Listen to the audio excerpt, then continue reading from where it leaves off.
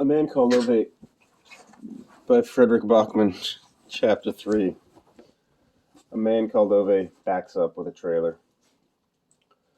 Ove whips open the green floral curtains, which for many years Ove's wife has been nagging him to change. He sees a short, black-haired, and obviously foreign woman aged about 30.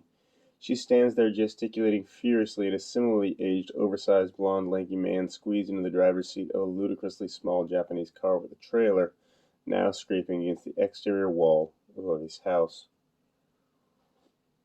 The lanky one, by means of subtle gestures and signs, seems to want to convey to the woman that this is not quite as easy as it looks. The woman, with gestures that are comparatively unsubtle, seems to want to convey that it might have something to do with the moronic nature of the lanky one in question. "I'll be bloody," Ove thunders through the window as the wheel of the trailer rolls into his flower bed. A few seconds later, his front door seems to fly open of its own accord, as if afraid that Ove might otherwise walk straight through it. "What the hell are you doing?" Ove roars at the woman. "Yes, that's what I'm asking myself," she roars back. Ove is momentarily thrown off balance. He glares at her. She glares back. "You can't drive a car here. Can't you read?" The little foreign woman steps toward him, and only then does Ove notice that she's either very pregnant or suffering from what Ove would categorize as selective obesity. "I'm not driving the car, am I?"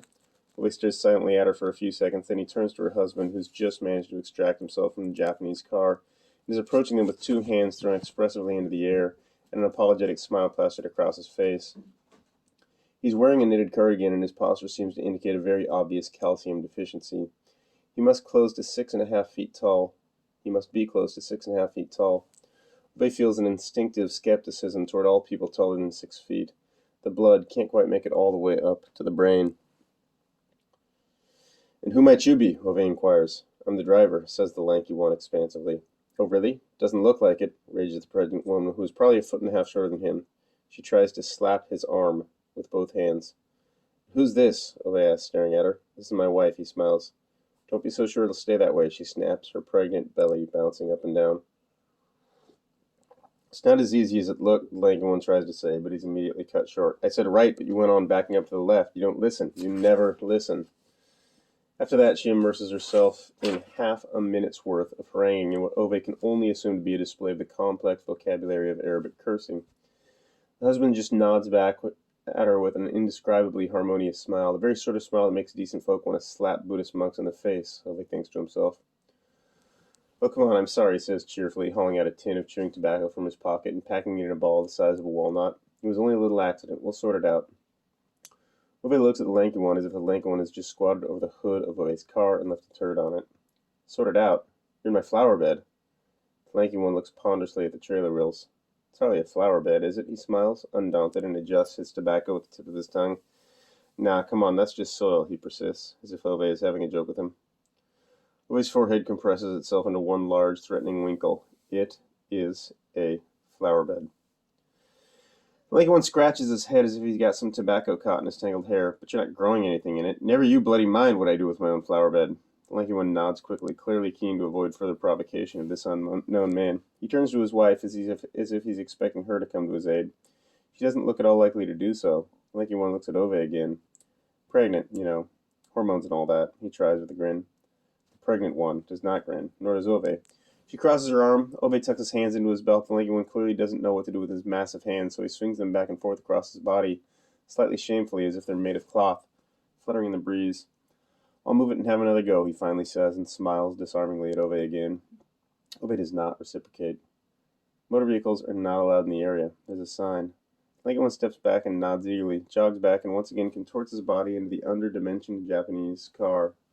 "Christ," Ove and the pregnant woman mutter wearily in unison, which actually makes Ove dislike her slightly less. The lanky one pulls forward a few yards. Ove can see very clearly that he does not straighten up the trailer properly.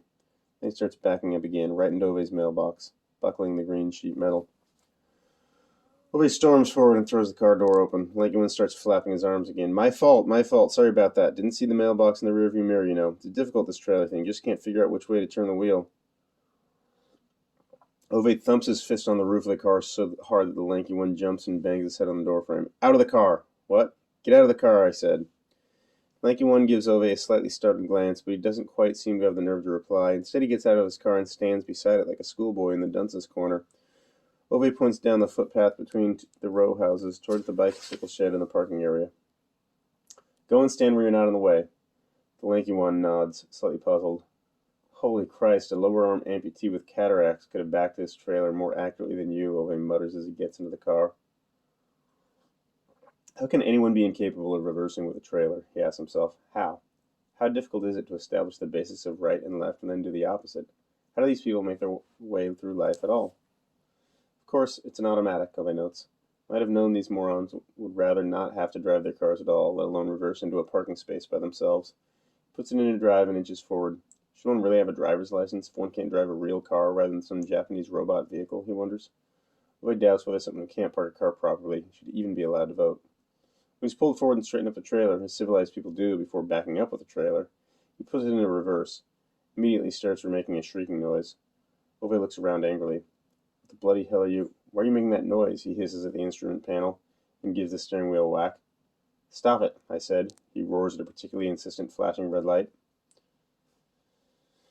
At the same time, the Lanky One appears at the side of the car and carefully taps the window. Ove rolls the window down and gives him an irritated look. It's just the reverse radar making that noise, the Lanky One says with a nod. Don't you think I know that? Ove seethes. It's a bit unusual, this car. I was thinking I could show you the controls if you like. I'm not an idiot, you know, Ove snorts. The Lanky One nods eagerly. No, of course not. Ove glares at the instrument panel. What's it doing now? The Lanky One nods enthusiastically. It's measuring how much power is left in the battery, you know, before it switches from the electric motor to the gas-driven motor, because it's a hybrid. Ove doesn't answer. He just slowly rolls up the window, leaving the Lanky One outside with his mouth half open. Ove checks the left wing mirror, then the right wing mirror. He reverses while the Japanese car shrieks in terror, maneuvers the trailer perfectly between his own house and his incompetent new neighbors, gets out, and tosses the cretin his keys. Reverse radar and parking sensors and camera and crap like that. Man, he needs all that to back up, but the trailer shouldn't be bloody doing it in the first place. Lanky One nods cheerfully at him. Thanks for the help, he calls out, as if Ove hadn't just spent the last 10 minutes insulting him. You shouldn't even be allowed to rewind a cassette, grumbles Ove. The pregnant woman just stands there with her arms crossed, but she doesn't quite look angry anymore. She thanks him with a wry smile as if she's trying not to laugh. She has the biggest brown eyes Ove has ever seen. The Residents Association does not permit any driving in this area, and you have to bloody go along with it, Ove huffs, before stomping back to his house. He stops halfway up the paved path between the house and his shed.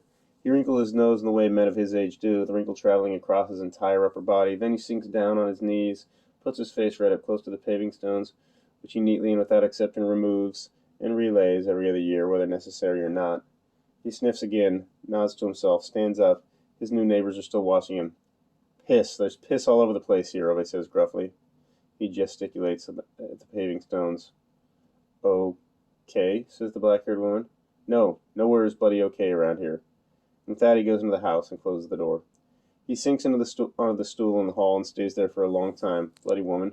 Why does she and her family have to come here if they can't even read a sign right in front of their eyes? You're not allowed to drive cars inside the block. Everyone knows that. Ove goes to hang up his coat on the hook among a sea of his wife's overcoats, mutters idiots at the closed window just to be on the safe side, then goes into the living room and stares up at his ceiling. He doesn't know how long he stands there. He loses himself in his own thoughts, floats away as if in a mist. He's never been the sort of man who does that. He's never been a daydreamer, but lately, as if something twisted up in his head, he's having increasing difficulty concentrating on things. He doesn't like it at all. When the doorbell goes, it's like he's waking up from a warm slumber. He rubs his eyes hard, looks around as if worried that someone may have seen him. The doorbell rings again. Ove turns around and stares at the bell as if it should be ashamed of itself. He takes a few steps into the hall, noting that his body is as stiff as set plaster. He can't tell if the creaking is coming from the floorboards or himself. And what is it now? He asks the door before he's even opened it, as if it had the answer. What is it now? He repeats as he throws the door open so hard that a 3-year-old girl is flung backwards by the draft and ends up, very unexpectedly, on her bottom. Beside her stands a 7-year-old girl looking absolutely terrified. Their hair is pitch black. They have the biggest brown eyes Ove has ever seen. Yes, says Ove. The older girl looks guarded. She hands him a plastic container. Ove reluctantly accepts it. It's warm. Rice, the 3-year-old girl announces happily, briskly getting to her feet. Saffron and chicken, explains the 7-year-old, far more wary of him. Ove evaluates him suspiciously. Are you selling it? The 7-year-old looks offended. We live here, you know. Ove is silent for a moment, then he nods as if he might possibly be able to accept this premise as an explanation. Okay. The younger one also nods with satisfaction and flaps slightly too long sleeves. Mom said you were hungry. Ove looks in utter perplexity with a little flapping speech defect. What? Mom said you looked hungry, so we have to give you dinner. 7-year-old girl clarifies with some irritation. Come on, Nassanine, she adds, taking her sister by the hand and walking away after directing a resentful stare at Ove. Ove keeps an eye on them as they skulk off. He sees the pregnant woman standing in the doorway smiling at him before the girls run into her house. The 3-year-old turns and waves cheerfully at him. Her mother also waves. Ove closes the door. He stands in the hall again, stares at the warm container of chicken with rice and saffron, as one might look at a box of nitroglycerin. Then he goes into the kitchen and puts it in the fridge. Not that he's habitually inclined to go around eating any old food provided by unknown foreign kids on his doorstep. But in Ove's house, one does not throw away food. It's a point of principle. He goes into the living room, shoves his hands in his pocket, looks up at the ceiling, stands there a good while and thinks about what sort of concrete wall anchor bolt would be most suitable for the job. He stands there squinting until his eyes start hurting. He looks down, slightly confused, at his dented wristwatch. Then he looks out the window again and realizes that dusk has fallen. He shakes his head in resignation. You can't start drilling after dark. Everyone knows that. You have to turn on all the lights. No one could say when they'd be turned off again. He's not giving the electricity company the pleasure. His meter notching up another couple of thousand kroner. They can forget about that. Ove packs up his useful stuff box and takes it to the big upstairs hall, fetches the key to the attic from its place behind the radiator in the little hall, goes back and reaches up and opens the trapdoor to the attic, folds down the ladder, climbs up into the attic and puts the useful stuff box in its place behind the kitchen chairs that his wife made him put up here because they creaked too much. They didn't creak at all. Ove knows very well it was just an excuse because his wife wanted to get some new ones, as if that was all life was about, buying kitchen chairs and eating in restaurants and carrying on. He goes down the stairs again, puts back the attic key in its place behind the radiator in the little hall. Taking it a bit easy, they said to him. A lot of 31-year-old show-offs working with computers and refusing to drink normal coffee.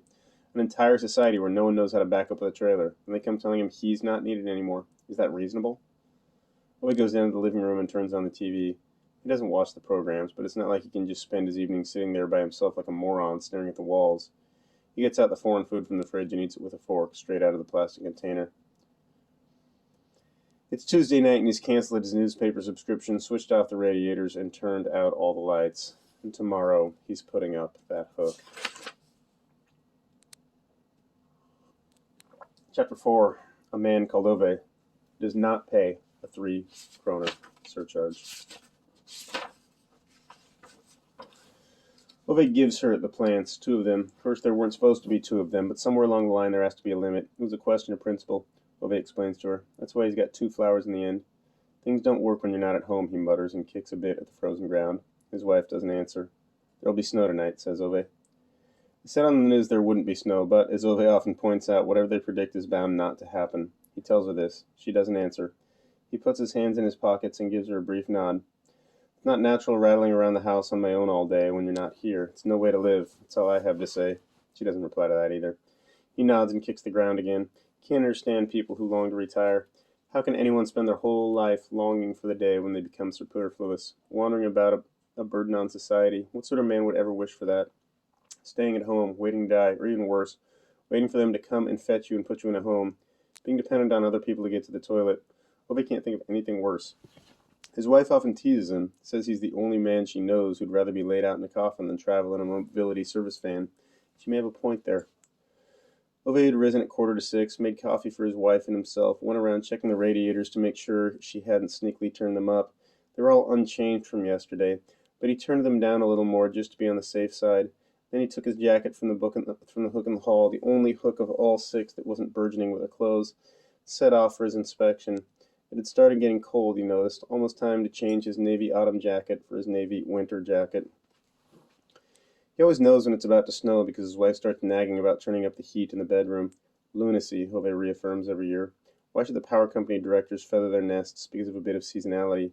Turning up the heat 5 degrees costs thousands of kroner per year. He knows because he's calculated it himself. So every winter he drags down an old diesel generator from the attic that he swapped at a rummage sale for a gramophone. He's connected this to a fan heater he bought at a sale for 39 kroner. Once the generator is charged up the fan heater, it runs for 30 minutes on the little battery Ove has hooked it up to, and his wife keeps it on her side of the bed. She can run it a couple of times before they go to bed, but only a couple. No need to be lavish about it. Diesel isn't free, you know.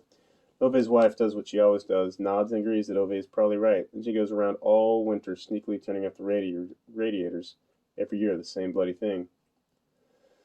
Ove kicks the ground again. He's considering telling her about the cat. If you can even call that mangy, half-bald creature a cat. He was sitting there again when he came back from his inspection, practically right outside the front door. He pointed at it and shouted so loudly that his voice echoed between the houses. The cat just sat there, looking at Ove. Then it stood up elaborately as if making a point of demonstrating that it wasn't leaving because of Ove, but rather because there were better things to do, and disappeared around the corner. Ove decides not to mention the cat to her. He assumes she'll only be disgruntled with him for driving it away. If she was in the charge, the whole house would be full of tramps, whether of the furred variety or not. He's wearing his navy suit and has done up the top button of the white shirt. She tells him to leave the top button undone if he's not wearing a tie. He protests that he's not some urchin who's renting out deck chairs before defiantly buttoning it up. He's got his dented old wristwatch on, the one that his dad inherited from his father when he was 19, the one that passed on to Ove after his 16th birthday, a few days after his father died. Ove's wife likes that suit. She always says he looks so handsome in it. Like any sensible person, Ove is obviously of the opinion that only posers wear their best suits on weekdays. This morning he decided to make an exception. He put on his black going-out shoes and polished them with a responsible amount of boot shine. He took his autumn jacket from the hook in the hall. Before he went out, he threw a thoughtful eye on his wife's collection of coats. He wondered how such a small human being could have so many winter coats. You almost expect if you stepped through this lot you'd find yourself in Narnia, a friend of Ove's wife had once joked. Ove didn't have a clue what she was talking about, but he did agree there were a hell of a lot of coats. He walked out of the house before anyone on the street had even woken up, strolled up to the parking area, opened his garage with a key. He had a remote control for the door, but had never understood the point of it. An honest person could just as well open the door manually. He unlocked the Saab, also with a key. The system had always worked perfectly well. There was no reason to change it. He sat in the driver's seat and twisted the tuning dial half forward and then half back before adjusting each of the mirrors, as he did every time he got into the Saab, as if someone routinely broke into the Saab and mischievously changed Ove's mirrors and radio channels. As he drove across the parking area, he passed that pregnant foreign woman from next door. She was holding her 3-year-old by the hand. The big, blonde, lanky one was walking beside her. All three of them caught sight of Ove and waved cheerfully. Ove didn't wave back. First he was going to stop and give her a dressing down about letting children run about in the parking area, as if it were some municipal playground. But he decided he didn't have the time. He drove along, passing row after row of houses identical to his own. When they first moved in here, there were only 6 houses. Now there are hundreds of them. There used to be a forest here, but now there are only houses. Everything paid for with loans, of course. That's how you did it nowadays, shopping on credit and driving electric cars and hiring tradesmen to change a light bulb, laying click-on floors and fitting electric fireplaces and carrying on. A society that apparently could not see the difference between the correct anchor bolt for a concrete wall and a smack in the face. Clearly, this was how it was meant to be. It took him exactly 14 minutes to drive to the florist in the shopping center. Ove kept exactly to every speed limit, even on that 35-mile-per-hour road where the recently arrived idiots in suits came tanking along at 55. Among their own houses, they put up speed bumps and damnable numbers of signs about children playing. When driving past other people's houses, it was apparently less important. Ove had repeated this to his wife every time they drove past over the last 10 years. And it's getting worse and worse, he liked to add, just in case by some miracle she hadn't heard him the first time. Today he'd barely gone a mile before a black Mercedes positioned itself a forearm's length behind his Saab. Ove signaled with his brake lights 3 times. The Mercedes flashed its high beams at him in an agitated manner. Ove snorted at his rearview mirror, as if it was his duty to fling himself out of the way as soon as these morons decided speed restrictions didn't apply to them. Honestly, Ove didn't move. The Mercedes gave him a burst of its high beams again. Ove slowed down. The Mercedes sounded its horn. Ove lowered his speed to 15 miles per hour. When they reached the top of the hill, the Mercedes overtook him with a roar. The driver, a man in his 40s in a tie and with white cables trailing from his ears, held up his finger through the window at Ove. Ove responded to the gesture in the manner of all men of a certain age who have been properly raised, by slowly tapping the tip of his finger against the side of his head. The man in the Mercedes shouted until his saliva spattered against the inside of his windshield, then put his foot down and disappeared. 2 minutes later, Ove came to a red light. The Mercedes was at the back of the line. Ove flashed his lights at it, saw the driver craning his neck around. The white earpieces dropped out and fell against the dashboard. Ove nodded with satisfaction. The light turned green. The line didn't move. Ove sounded his horn. Nothing happened. Ove shook his head. Must be a woman driver, or road work, or an Audi. When 30 seconds had passed without anything happening, Ove put the car into neutral, opened the door, and stepped out of the Saab with the engine still running, stood in the road and peered ahead with his hands on his hips, filled with a kind of Herculean irritation, the way Superman might have stood if he got stuck in a traffic jam. The man in the Mercedes gave a blast on his horn. Idiot, thought Ove. In the same moment the traffic started moving, the cars in front of Ove moved off. The car behind him, a Volkswagen, beeped at him. The driver waved impatiently at Ove. Ove glared back. He got back into the Saab and leisurely closed the door. Amazing what a rush we're in, he scoffed into the rearview mirror and drove on. At the next red light, he ended up behind the Mercedes again. Another line. Ove checked his watch and took a left turn down a smaller, quiet road. This entailed a longer route to the shopping center, but there were fewer traffic lights. Not that Ove was mean. But as anyone who knows anything knows, cars use less fuel if they keep moving rather than stopping all the time. And, as Ove's wife often says, if there's one thing you could write in Ove's obituary, it's, at least he was economical with gas. As Ove approached the shopping center from his little side road, he could just make out there were only 2 parking spaces left. What all these people were doing at the shopping center on a normal weekday was beyond his comprehension. Obviously, people no longer had jobs to go to. Ove's wife usually starts sighing as soon as they even get close to a parking lot like this. Ove wants to park close to the entrance, as if there's a competition about who can find the best parking spot. She always says as he completes circuit after circuit and swears at all the imbeciles getting in his way in their foreign cars. Sometimes they end up doing 6 or 7 loops before they find a good spot, and if Ove in the end has to concede defeat and content himself with a slot 20 yards farther away, he's in a bad mood for the rest of the day. His wife has never understood it. Then again, she was never very good at grasping questions of principle. Ove figured he would go around slowly a couple of times just to check the lay of the land, but then suddenly caught sight of the Mercedes thundering along the main road toward the shopping center. So this was where he'd been heading. That suit with the plastic cables in his ears. Ove didn't hesitate for a second. He put his foot down and barged his way out of the intersection into the road. The Mercedes slammed on its brakes, firmly pressing down on the horn and following close behind. The race was on.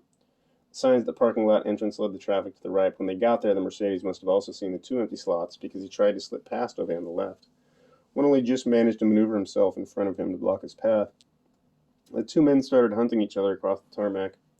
In his rearview mirror, Ove saw a little Toyota turn off the road behind them, follow the road signs, and enter into the parking area in a wide loop from the right. Ove's eyes followed it while he hurtled forward in the opposite direction with the Mercedes on his tail. Of course, he could have taken one of the free slots, the one closest to the entrance, and then had the kindness of letting the Mercedes take the other.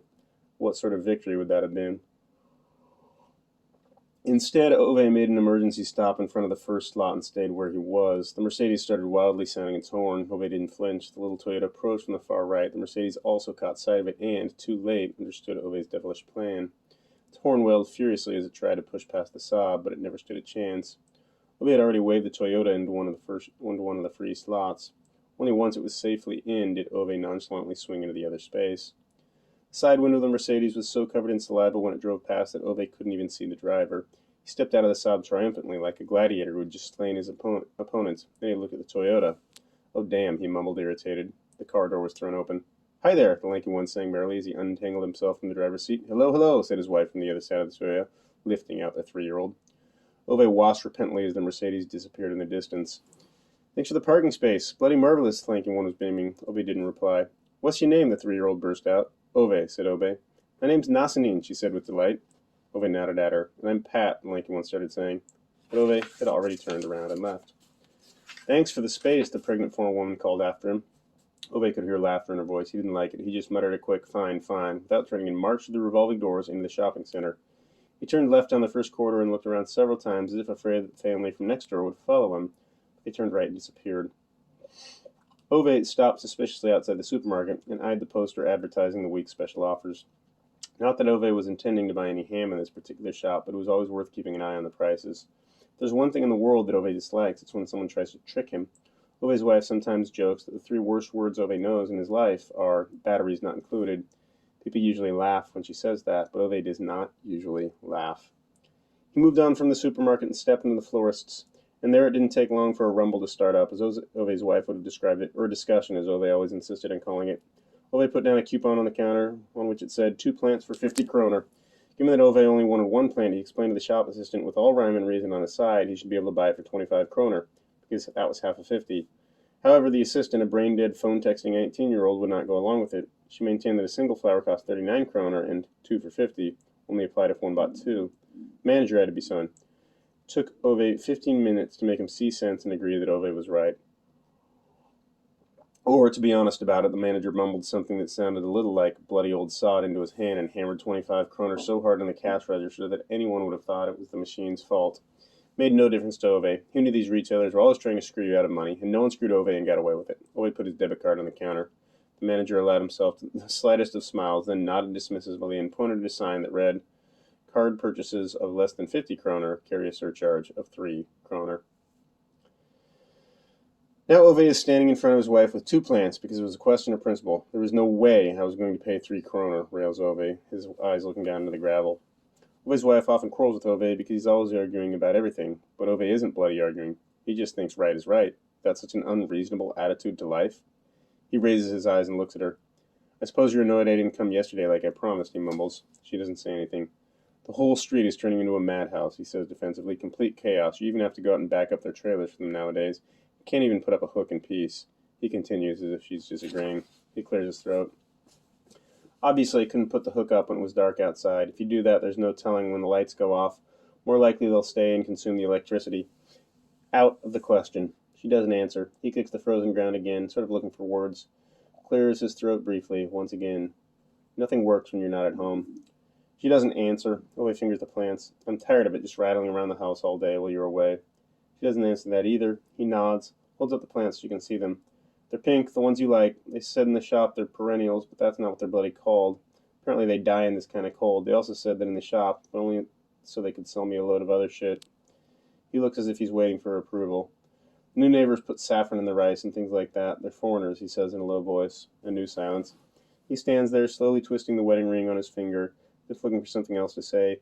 He still finds it painfully difficult being the one to take charge of a conversation. It was always something she took care of. He usually just answered. This is a new situation for them both. Finally, Ove squats, digs up the plant he brought last week, and carefully puts it in a plastic bag. He turns the frozen soil carefully before putting it in the new plants.